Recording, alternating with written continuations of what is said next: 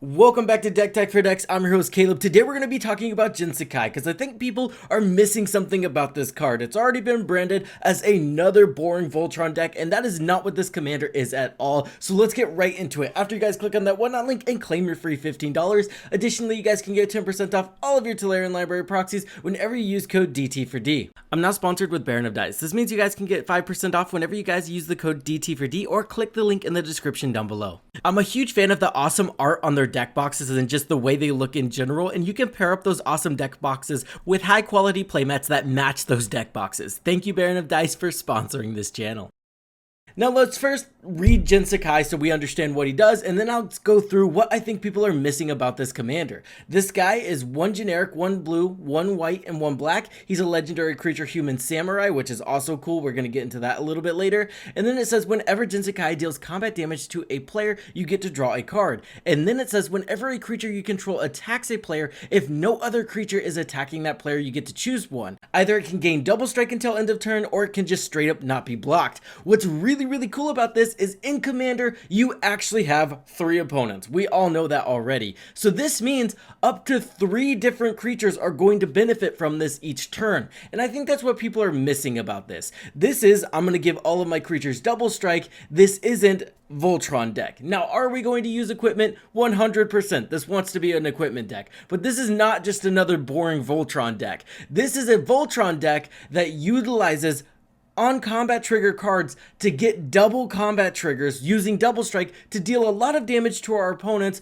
while getting a ton of value. And I think that's what people are just overlooking. People want to suit this guy up, one shot them, do the Voltron thing, and then call it boring. Well, yeah, that's because that is boring. Making this to where you're attacking with 3 creatures where those creatures have combat damage triggers, and additionally equipping those creatures with equipment with combat damage triggers is where this deck is going to be most fun and honestly most powerful. So let's get into some things that I thought would be really broken with this commander, and I want you guys to let me know in the comments down below if you want me to flesh out an entire deck list. The first interaction I thought of whenever I was kind of toying with building this guy is the fact that I want 2 of him. I want both of those abilities on both of my creatures. I don't want people to block me, and I want all my creatures to have double strike.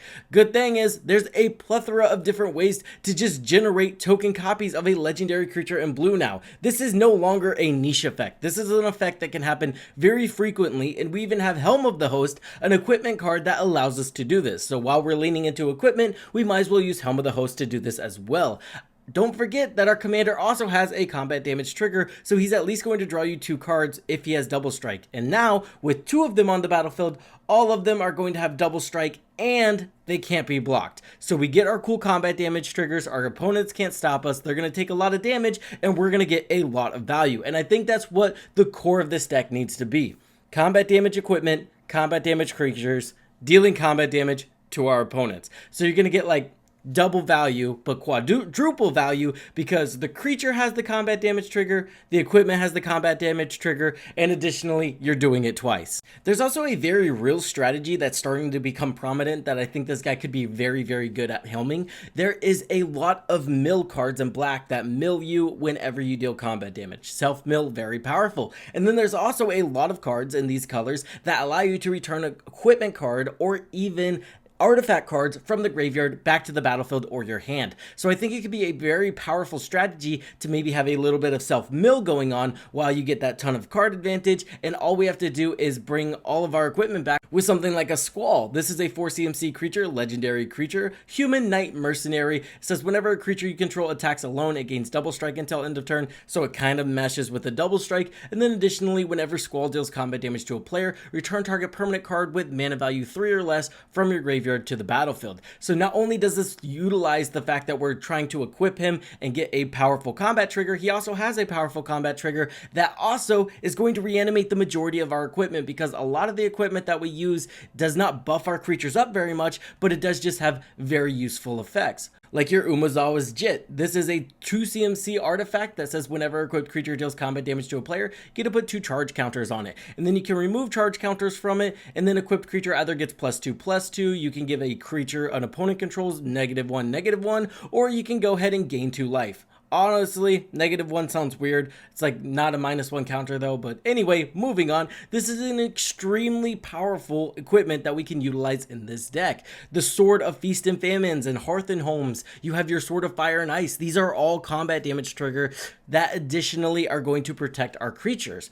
Fire and Ice is going to be really good here with our commander since he also draws you a card. So you're going to go to combat, deal combat damage twice. You're going to get to draw 4 cards, and then additionally you get to deal 2 additional damage twice. So 4 damage to a creature. So it's removable, card advantage, and we're doubling up on it. And again, that's where I see the power of this commander. It doesn't have to be another boring Voltron deck if you don't build it as another boring Voltron deck. Oathkeeper's Takino Daisho is also a really cool equipment that I've never got to utilize just because Samurai is not a type we see very often in Magic, and now we get a perfect commander that can utilize this legendary artifact equipment. It's a 3 CMC legendary artifact equipment that says equipped creature gets +3/+1, and whatever equipped creature is put into a graveyard from play, return that card to the play under its owner's control if it's a Samurai. So it kind of just protects our commander. It also says when this equipment leaves the battlefield, you get to remove equipped creature from the game. Now, this is an exile effect technically, but honestly, what's really cool about this is we could just put him back in the command zone. We don't actually lose our commander here, which is very strong. Some other pretty good combat damage triggers. We have Thada Adele. This allows you to basically steal an artifact from your opponent's library whenever it deals combat damage. So doing that twice means you not only get their soul ring, but you also get their second best artifact in the deck. Maybe a 1 ring, and in that case, maybe it is just the best artifact in their deck and soul ring. So that can be very powerful as well. You get to see what kind of deck your degenerate playgroup is playing whenever you do something like Thada Adele. You're just like, this is gross, and then you just steal their gross stuff and then you play it. We have the legendary creature from Assassin's Creed. I don't feel like butchering more than 2 names in this video, so we're not gonna say his name, but he costs 1 white, 1 blue, 1 black, and it says as long as he hasn't dealt damage yet, he has hexproof. Additionally, whenever he deals combat damage to a player, you get to create a 1/1 black assassin creature token with menace. When you do, return target equipment card from your graveyard to the battlefield and attach it to that token. This is going to pair really good if we go with that self-mill strategy, which I think would be a very powerful route. You get to play stuff like Symbiote Spider-Man. This allows you to basically mill cards equal to the damage you do, and then you can also play Burrow Goyf that does exactly the same thing, and then you can just kind of get access to your graveyard. Maybe even throw in an Archpriest of Shadows, a 5 CMC creature that essentially allows you to reanimate a creature from your graveyard whenever it deals combat damage, and there's just a lot of flexibility here and a lot of cool stuff you can do with this commander that a lot of people have already written off. And honestly, the art looks cool. I'm a fan of the video game, so that's really, dude, if they make an Elden Ring, an Elden Ring set, that needs to happen. This is where Universes Beyond needs to be going. I'm excited for this guy. Even though it's kind of weird, it's in a secret lair. I hate that, but proxy, if you will. I'm just saying, this is where I want the secret layer, or not secret layers, Universes Beyond going. I want it to be an IP that I could see existing in Magic. I want it to look like a Magic card, and I want it to do something really cool, and I think that hits all the boxes.